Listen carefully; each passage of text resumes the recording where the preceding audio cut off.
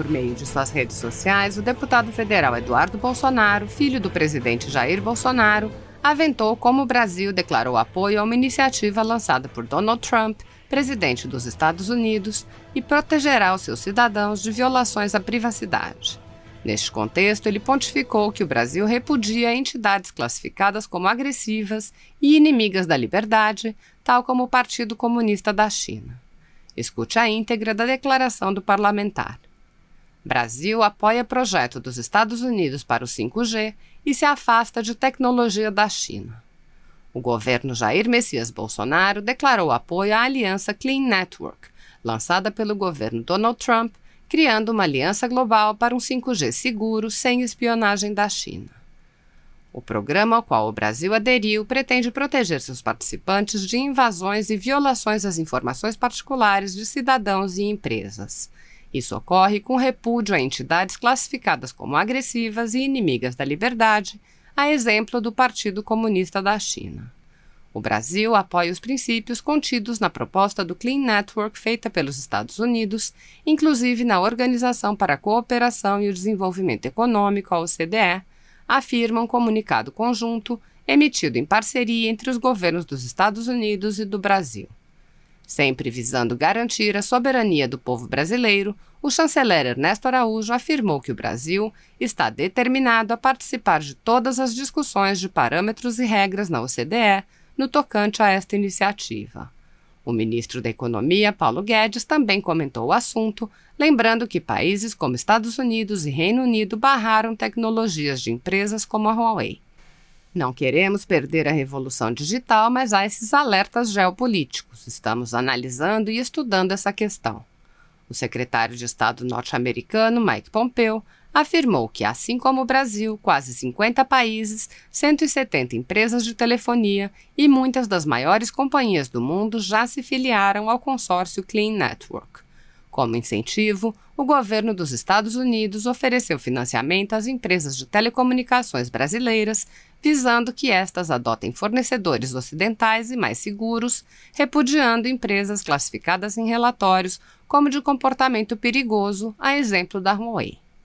Nesta e em todas as outras questões cabíveis, o governo Jair Bolsonaro segue firme em seus compromissos fundamentais: garantir ao povo brasileiro sua soberania, fortalecendo o livre mercado e assegurando o direito de todos à privacidade e à liberdade em todas as maneiras. Eu fico muito honrado de participar mais desta live da UNAB e ter aqui a presença do seu presidente, doutor Maurício Santos Pereira, da Cláudia Trinca, do Barral, todos próceres dessa entidade que é da maior importância para a advocacia brasileira. E eu gostaria de falar sobre o tema alguma coisa mais intrigante, ou seja, como o doutor Maurício falou, seria importante, e é o objetivo da UNAB, realmente, como seu objeto social, fazer com que a Constituição seja aplicável a todos os cidadãos, com igualdade e isonomia. Acontece que, no meu entender, como cidadão, a Constituição de 88, ela não cria igualdades para a cidadania, ela cria exatamente a desigualdade e cria privilégios, vamos dizer, institucionais,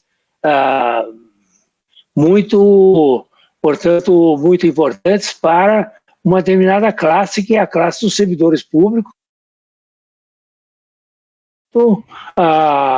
A própria Constituição não permite que haja uma aplicação isonômica a todos os cidadãos dos seus dispositivos.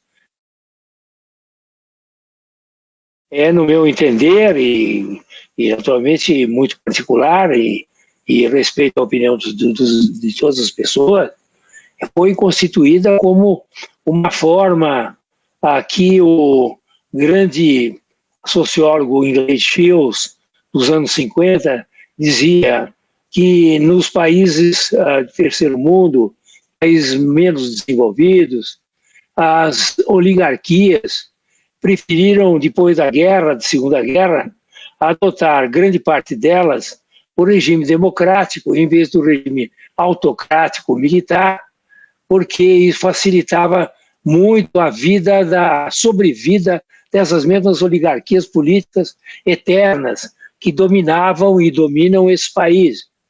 E no caso brasileiro foi exatamente isso. Quer dizer,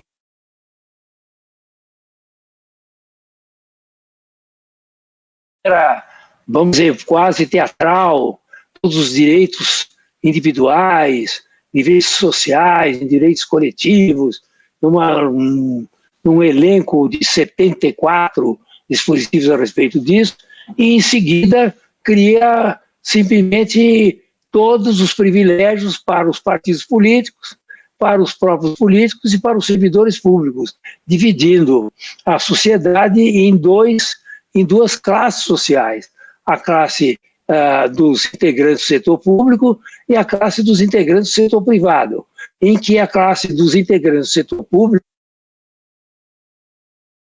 econômico em qualquer crise que ocorra no país, enquanto que todos os integrantes do setor privado, os cidadãos do setor privado, assumem todos os riscos e pagam a conta daqueles que não têm risco nenhum, que são os 11 milhões e meio de servidores públicos, mais os políticos que realmente se aproveitam para ter benesses e privilégios que não se pode nem no século XVIII imaginar tão grandes. Portanto, a própria Constituição é estruturalmente um instrumento de privilégios para a classe política e a classe, vamos dizer, burocrática. E aí a grande cisão que existe na sociedade brasileira, um domínio do Estado que não só domina a sociedade, como destrói gradativamente essa mesma sociedade, mantendo ali uma oligarquia que realmente se renova, se autoalimenta, se retroalimenta e autoalimenta todo o tempo. Quer dizer, nós temos o Centrão, por exemplo, que domina o país desde 1985, com seu grande criador, que foi o José Sarney. E depois, essa oligarquia que foi dominando sempre todos os governos. Todos os governos foram dominados pelo Centrão, dominados pela oligarquia. Baseado no quê? Baseados exatamente numa Constituição que impede o acesso do cidadão à vida pública, à medida que há o monopólio dos partidos, em que você não pode entrar na vida pública a não ser através dos partidos. Você não pode ser candidato a vereador, deputado estadual, federal, governador, prefeito e presidente, se não for através desses partidos que são os partidos oligárquicos que mandam no Brasil. Então você tem no Brasil uma partidocracia e um domínio burocrático de todas as benesses fundadas naquele princípio da estabilidade para toda a massa de servidores públicos, 11 milhões e meio de servidores públicos, e também o princípio do direito adquirido, quer dizer, que é uma coisa absurda, quer dizer, no serviço público, se você, por exemplo, na Covid, você é um médico, ou enfermeiro, auxiliar de enfermagem, e tem lá alguma gratificação especial pelo esforço que você fez para salvar vidas durante a Covid, esses esforços que você fez e esses aditamentos aos seus rendimentos são incorporados imediatamente ao salário, porque é o direito adquirido. Então, como o Banco Mundial, no seu famoso relatório de 2017, diz, não existe nenhum precedente no mundo desse tal de direito adquirido no setor público. Então, você tem os fundamentos do direito adquirido, estabilidade, da partidocracia, não acesso à cidadania, à vida pública, porque tem que passar pelos partidos políticos, pelos chefões dos partidos políticos, oligárquicos, todos eles, a exceção de uns 2 ou 3, e nós temos, portanto, uma estrutura constitucional absolutamente viciada, que leva o Estado, aqui que eu já mencionei ligeiramente, a ser o fator fundamental da destruição da sociedade brasileira. A sociedade brasileira está se destruindo cada vez mais. Estão criando de um lado, privilégios absolutamente irremovíveis e, de outro lado, uma massa enorme de pessoas que não têm nenhum recurso, que são absolutamente, estão na linha da pobreza ou abaixo da linha da pobreza, em que o setor, por exemplo, dos trabalhadores com carteira assinada, metade deles está desempregada. E o outro setor, que são mais 60 e poucos milhões de brasileiros, que são empreendedores, micro, médios, pequenos e grandes empreendedores, e mais todos os trabalhadores autônomos e os que são trabalhadores informais, que são 65 milhões de brasileiros, também numa situação de muita pobreza, de aflição, de insolvência. Então nós temos no Brasil uma estrutura constitucional absolutamente que não pode prevalecer, além do problema orçamentário, porque esses 11 milhões e meio de servidores, mais os políticos que têm seus gabinetes fabulosos e despesas inacreditáveis, os seus gabinetes políticos instalados nas próprias instituições, você tem um custeio, um custo do Estado totalmente voltado para satisfazer esses privilégios. Então você tem as despesas de custeio do Estado brasileiro é imensa, sobretudo nos municípios, onde 80% de todas as rendas orçamentárias são usadas para pagamento de folha. E nos estados e também na União, embora mais discretamente na União não haja esse despesa de custeio tão grande com os rendimentos funcionários públicos, mas você vê que é um sistema viciado que tem que ser modificado inteiramente. Portanto, eu sou não só pela questão formal de uma mudança, melhoria da Constituição, mas a Constituição atual, ela realmente nasceu para criar as crises sucessivas que acontecem. Desde 1985, o Brasil só vive de crise política, só vive de crise institucional, piorando cada vez mais. Não é o governo do Bolsonaro, o governo do Temer, o governo de não sei quem. Todos os governos vivem em crise. E essas crises agora se desembocam, inclusive na insolvência da dívida pública. Tem que ser pago agora 3 trilhões e 400 bilhões no ano de 2021 da dívida pública, não há nenhum recurso, todos eles estão sugados nas despesas de custeio do Estado, sendo que sobra apenas 8% para as despesas discricionárias do governo. Portanto, você tem aí uma situação muito grave que recomenda e exige à sociedade brasileira que acabe esses privilégios. É uma exigência da sociedade brasileira que tem hoje consciência e que vivemos num mundo de privilégios e que se cria, através de uma nova Constituição, uma possibilidade de um país de oportunidades e não mais de privilégios. Muito bom, doutor Modesto. Oi. A moça faz favor para mim. Doutor Modesto, então, na verdade, o senhor acha realmente que a nossa Constituição ela é extremamente gigante, intervencionista, e que protege uma classe de servidores públicos em detrimento a maior parte da população, que não sobra orçamento, tá, para poder ter investimento na classe como um todo.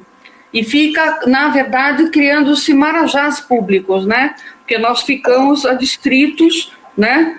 A própria Constituição garantindo vitaliciedade, privilégios, 14º, né? Então nós teríamos que... O senhor defende uma Constituição mínima, com menos intervenção do Estado, menos aparelhada, é isso? Não, o que nós temos que ter é uma Constituição principiológica e não mais uma Constituição analítica, como nós temos hoje. Nós temos hoje na Constituição 3.574 dispositivos contidos nos seus 340 e poucos artigos da parte geral e da parte transitória e disposições gerais. Então você tem no Brasil uma Constituição que cria um Estado que domina, que impede a presença da cidadania na política, na vida pública também, além do desgaste de tudo. E cria um Estado, Cláudia, que realmente destrói a sociedade brasileira. Nós temos no Brasil potencialidades enormes, centros de excelência estupendos, diagnósticos feitos pela própria sociedade civil e pelo próprio Estado, que demonstram como resolver as situações a longo prazo e todo o problema social, problema econômico brasileiro. Nada é possível porque é um Estado destrutivo da sociedade. O Estado está destruindo a sociedade brasileira há muito tempo e agora de uma maneira mais aguda, independentemente dos protagonistas. Se é Bolsonaro, se é FHC, se é fulano, se é Beltrano, se é o Sarney, interessa. É que é uma estrutura que é errada. Porque essa estrutura que tem que mudar e nós temos que fazer um Estado a serviço da nação e não uma nação completamente capturada pelo Estado.